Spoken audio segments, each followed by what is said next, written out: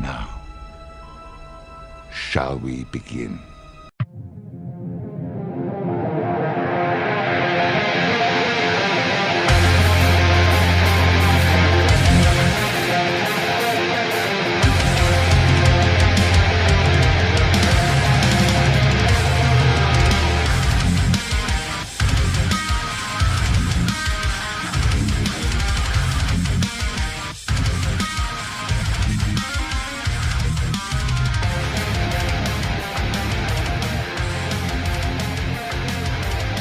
The one thing they love more than a hero is to see a hero fail, fall, die trying.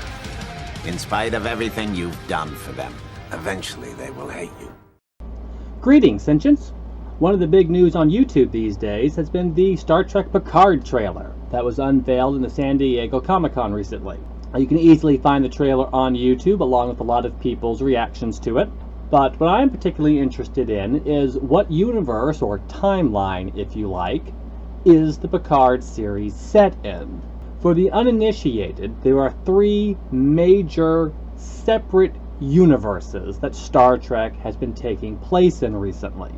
Now, Star Trek has always existed since the original series in sort of a multiverse, in which there are many different iterations of the series. One of the most famous episodes of the original series, during William Shatner's original Kirk era, is of course Mirror Mirror, that featured a mirror universe, as it's known as, of the main TV series, where everyone's morality was switched.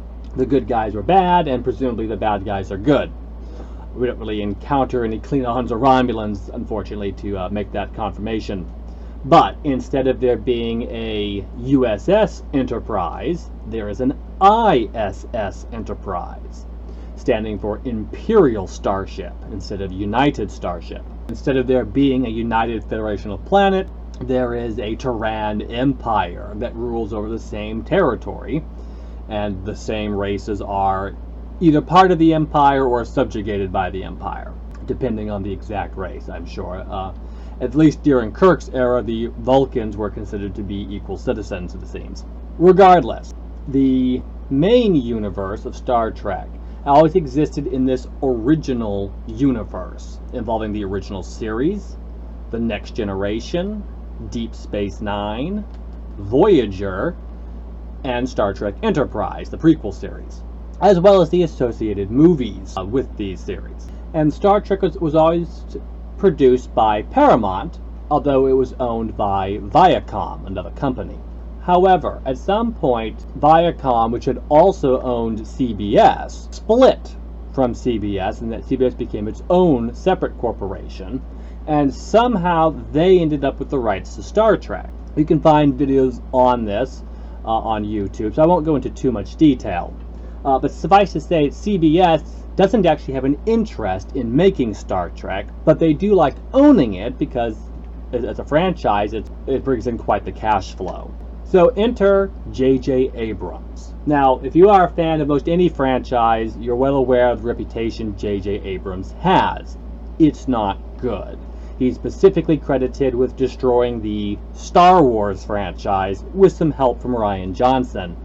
And of course, all under the direction of Lucasfilm's current leader, a woman named Kathleen Kennedy. However, before J.J. Abrams made Star Wars movies, he made Star Trek movies. But these Star Trek movies are not associated with the original universe, because CBS owns the rights to that universe. So when Viacom wanted to make more Star Trek, they had to basically make their own new, unique Star Trek. An alternate universe, if you will. Now, the number that's been thrown around, which some people say isn't correct, but is the most commonly quoted, is a 25% difference in the universes. The original universe and the new universe had to have at least a quarter amount of that much difference. Some people say the number is higher, some people say the number is lower, but regardless, 25 is the usual quote you will find. This universe is called the Prime Universe. And it's supposed to be near identical to the original universe, save for this 25% difference, roundabout. It's not clear, however, if this difference is only visual, meaning that people and technology and ships and alien races only look a little bit different, but otherwise have the same personalities, the same history, the same experiences, and the same adventures have happened. Or if this 25% difference also means there's a little variation in the continuity, where something happened in a similar fashion, but maybe involved slightly different people, or came about through slightly different reasons, or whatever. That's not clear. It's a very handy way to brush over any continuity errors, though, that deal with the original universe by simply saying, oh, it's part of that 25% difference. This universe, the Prime universe, is where old Spock, or Prime Spock, comes from in the J.J. Abrams Star Trek series. When he comes in his little jellyfish whirling ship with the red liquid, he's not from the original universe. He's from the Prime universe. The universe that's 25% different from the original universe. Now, for marketing reasons, this was not advertised at the time. The Prime universe was said to be the original universe, or to be identical to the original universe. That, however, is not true. It's a marketing ploy. By legal requirement, the Prime universe has to be different from the original universe, because CBS owns the original universe, and Viacom, through Paramount and J.J. Abrams, had to make a universe that was slightly different, a Star Trek that was at least visually different. That is the Prime universe. Now, J.J. Abrams' original Star Trek movie dealt with yet a third universe, because it's not confusing enough with just two, you have to have three. This universe is what's known as the Kelvin Timeline, or the J.J. verse, although arguably both the Prime and the Kelvin are J.J. verses, his own little multiverse, if you will. Due to J.J. Abrams' shaky understanding of science fiction, it is not 100% clear if the Kelvin timeline is actually an alternate timeline or an alternate universe. An alternate timeline would rewrite the original timeline, or the Prime timeline in this case, the Prime time being the original timeline. If Prime Spock traveled back in time from his Prime universe, creating a new timeline, it would overwrite the old Prime timeline. And the Kelvin timeline is called that as if it is its own, as if it is still the Prime universe, but a new timeline of it. However, subsequent shows that have followed afterwards suggest the opposite. It suggests, in fact, that the Kelvin timeline is actually the Kelvin universe. That Spock didn't travel back in time, per se, but he traveled to an alternate universe, which was either further behind in the time scale, or he traveled back in time in that universe. Either way, because parallel universes don't necessarily all run at the same time. It could be 2019 in our universe, but in the parallel universe, it could be 1919. They could be 100 years behind us. Or, again, it could be the opposite. It could be 2119 in the parallel universe. Or it could be the same year, 2019. Again, we don't really know because it's a J.J. Abrams movie. He's not really very good at them, beyond the visual. Again, always visually spectacular, visually pleasing to watch. Kind of like a Michael Bay film. Lots of CGI, lots of flashes, lots of explosion, not much else. They appear to be soulmates made in heaven, or hell, considering what they've done to their respected franchises. Now, the Discovery, Star Trek Discovery TV series, takes place in the Prime universe. Not the original, and not the Kelvin. This universe, interestingly enough, is produced by CBS, who do hold the rights to the original Star Trek. But, despite not particularly being well liked by the fan base, the J.J. Abrams Star Trek movies were financially successful. Arguably not as successful as they would have been if they had been based in the actual Star Trek universe, but still, undeniably, they were successful, at least for a time. And so CBS decided they wanted to go with that look, that type of Star Trek, which did have its own new fan base, of course. So they hoped Discovery to get the new fan base from the J.J. Abrams Star Trek on board with their new show, and hopefully, because it's Star Trek, get old Star Trek fans who don't have any other new Star Trek to watch, so might as well put up with the J.J. Abrams Star Trek. Now, Discovery has not been as successful as the J.J. Abrams. I won't go into detail. You can find plenty of YouTubers who reviewed Star Trek Discovery. I may review it someday in the future. But needless to say, Discovery was successful enough to get a second season. As I understand it, a third season is still up in the air, but it's not done as well as previous Star Trek series have done. Which is understandable when you base it off the J.J. Abrams Star Trek, but again, regardless, it's got other issues as well. So what universe does Star Trek Picard fall into? Will it be in the original universe alongside the Next Generation? Or is it going to be in the Kelvin Timeline, so-called, following any little reference events of the reboot Kirk and the reboot Enterprise crew and the like? Or will it fall into the Prime universe that CBS has Star Trek Discovery in? Indeed, it's CBS coming out with Star Trek Picard, which does suggest potentially it's going to fall into the Prime universe. This means that there's going to be a 25% or some number anyway difference between it and the original Star Trek. Now keep in mind, one of the differences between the original Star Trek and the Prime Star Trek is that Romulus has been destroyed. That is why the Prime Spock goes to the Kelvin Timeline universe. It's because of the destruction of Romulus. So that's happened in the Prime universe. It's not happened in the original universe that we know of. Now, it could happen in the original universe. The last we know of the original universe is Star Trek Nemesis.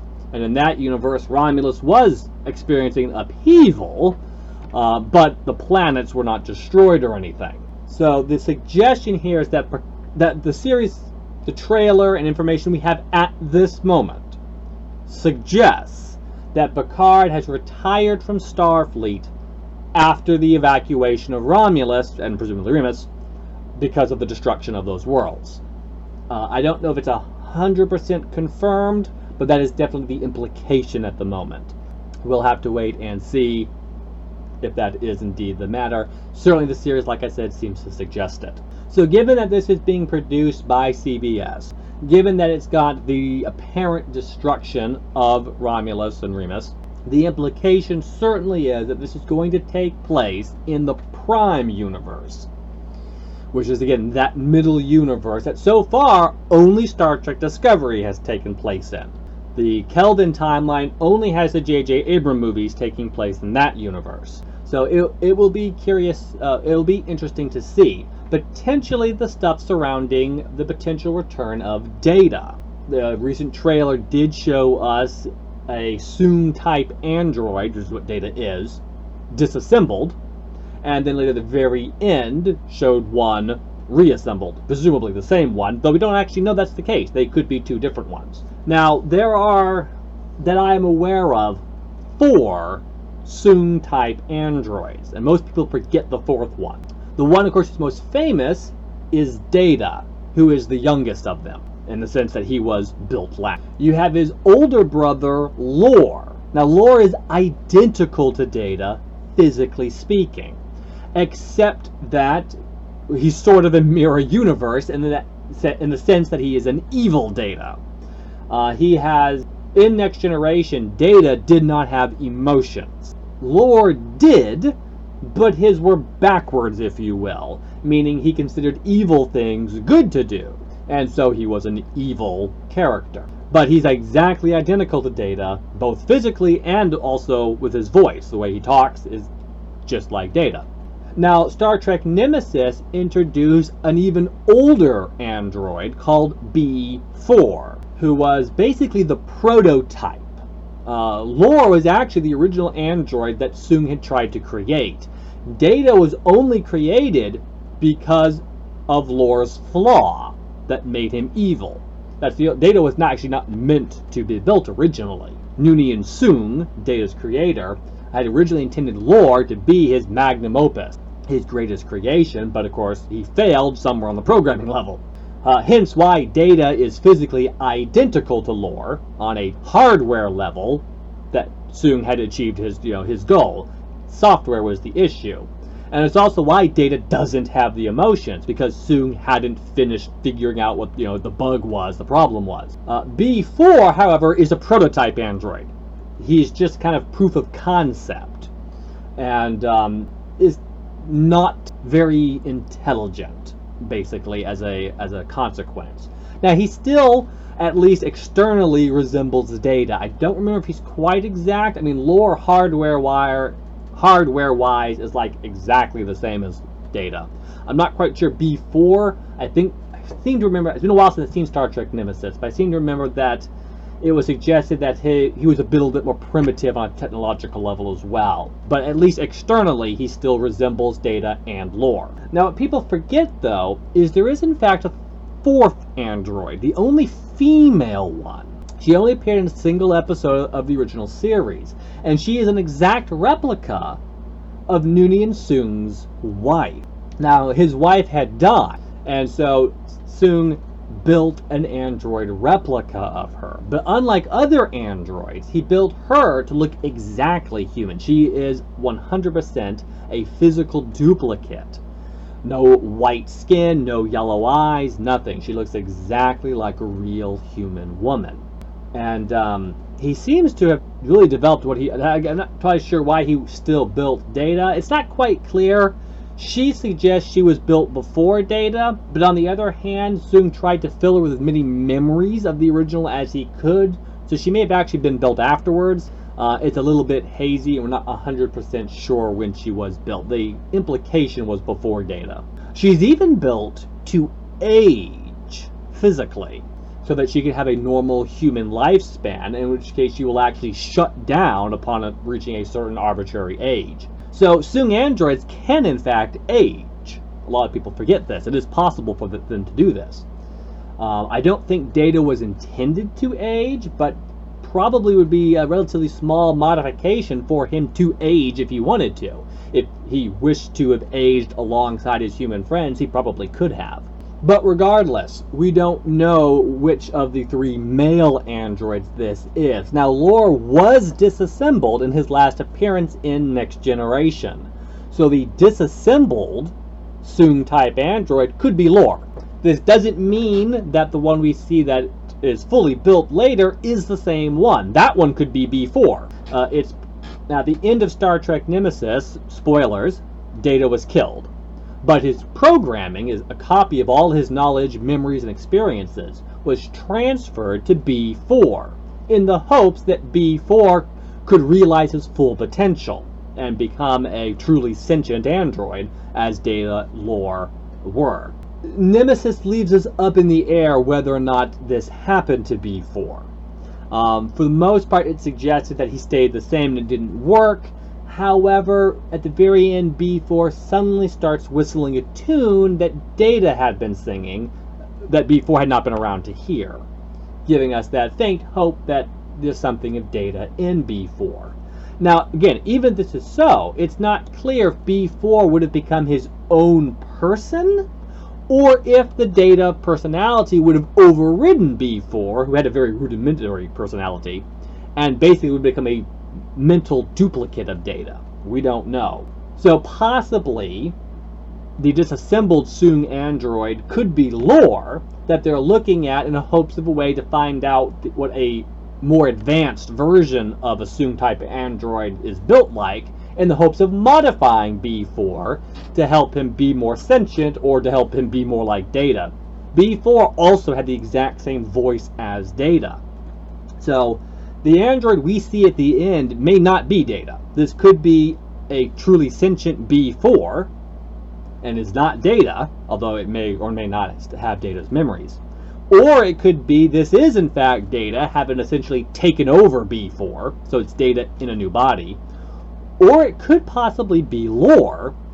Another alternative is that if the transfer into B4 didn't work, maybe they tried transferring Data's consciousness, if you will, into Lore. in the hopes they would overwrite lore, or maybe they erased lore, programming-wise, and put data into him. After all, this is a fully functional, fully advanced Soong-type android, so that could be the case. There could even be yet one more that I've not heard anyone suggest, and it could be this is a completely new Soong android that they've built. That between having B4 and the disassembled lore, they've actually built their own Soong android. This was a goal of a Star Trek Federation officer called Madrox in the rather famous Next Generation episode called The Measure of a Man. He wanted to build Soong-type androids, and he wanted to disassemble Data to do it, except with the added caveat that he might not be able to reassemble Data. He wasn't sure. Well, he probably could have played around with lore all this time. So it very well be that he has actually developed Soong-type androids. I would love to see Maddox actually have an appearance in the Picard series. If we're going to have Soong-type androids, if we're bringing back Data, or having a new Soong android character like B4 or a good lore or something, it'd be cool to have Maddox involved in that. And very well, he may have built a new body that they then got the memories and experiences of Data out of B4 and put into a brand new android. This could explain the very odd eyes that the android has in the very end. They're not quite like Data, Lore, or B4s, who all have the exact same eyes. So this could be because he's a new android. Or this could be part of the 25% difference that Data cannot look exactly the same. We just don't know. Again, it's the Prime universe, presumably, not the original universe. So even regardless of what happens, if this is the Prime universe, this is still what happened to Data in the Prime universe, not what happened to Data in the original universe. He could have a different fate. And indeed, we don't even know for sure that Data was destroyed in the Prime universe. This could be something different. Again, that 25% difference could mess around with exactly what happened. Maybe he wasn't destroyed, or wasn't destroyed in the same way, and that disassembled android is Data. That they recovered his pieces in the Prime universe and are able to reassemble him again. We don't know because it's that tricky alternate universe. So I'll definitely be very interested in finding out. Admittedly, we were hearing quite bad things about the Picard series, unfortunately. Until this trailer definitely makes the Picard series, it's definitely looking up for the Picard series at the moment. Although trailers can be deceiving, so you don't know. It's very cool to see that the Borg are making an appearance. On the other hand, I would hate for them to ruin the Borg. I don't really trust the people in charge. It's curious to me that the Borg ship is glowing blue rather than green. This could mean that the Borg ship is under the control of some other faction, like the Federation or the Romulans, although the Romulans typically use green, so as an energy color. It could be the Borg Cooperative, which are freed Borg drones that can choose to interlink with each other. Both 7 of 9 and Hugh, a freed Borg from Next Generation, are said to make an appearance. Indeed, Jerry Ryan's character 7 of 9 does appear in the trailer, although Hugh's character does not, but he's said to be in it. So this could mean that blue Borg ships instead of green ones, again they're gray, but a greenish or bluish type energy, could be members of the Borg Cooperative instead. Or this could be a prison ship that some faction in the Alpha Quadrant is using. So, there are some evidence in the trailer to suggest that. Again, it's not clear, but I am curious to see where they're going to go with it, and I definitely hope they do the Borg justice. Next Generation, which introduced the Borg, set them up as the best science fiction villains of all time. Voyager, however, kind of ran them into the ground, with a little bit of a push from Star Trek First Contact movie, which is mostly good, but does introduce the idea of a Borg Queen, which starts the Borg down on their fate to become an irrelevant punching bag, which is where Voyager basically left them for the most part.